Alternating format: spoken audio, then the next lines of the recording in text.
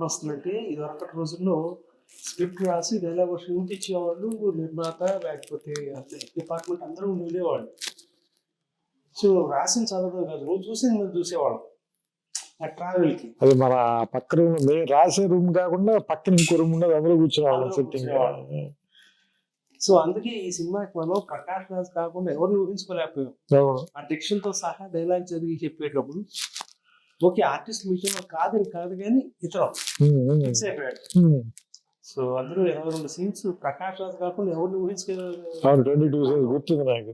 నేను అన్ని ఏంటంటే, నేను సెట్ లో ఫస్ట్ మీరు హౌస్ సెట్ వేసిన తర్వాత అప్పుడు వెళ్ళి లొకేషన్ చూసి వచ్చారు, వచ్చి చెప్పారు నాకు అక్కడ హౌస్ అవుట్డోర్లో వేద్దాం అనుకుంటున్నాం అది ఇది అని, రానక్రామ్ కూడా వేసిన తర్వాత ఇప్పుడు అదే సెట్ లో ప్రకాష్ రాజ్ వచ్చిన ఫస్ట్ డే నేనే కూర్చుని మొత్తం ఆ 22 సీన్స్ నేరేట్ చేస్తుంటే అతను తన హ్యాండ్ రైటింగ్ తో రాసుకున్నాడు.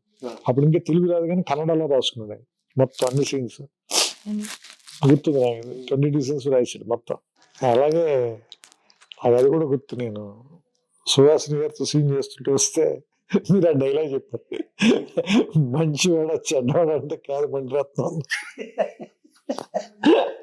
నాకు అంటే అందులో రాసిన డైలాగ్ ఏంటంటే, అసలు మంచివాడ చెడ్డవాడ కాదు మొగుడు అంతే ఉంటది, దానికి మీరు మంచివాడ చెడ్డవాడ కింద ఇద్దరు మెట్ల మీద పైన తీస్తున్నారు మణిరత్నం అన్నట్టు.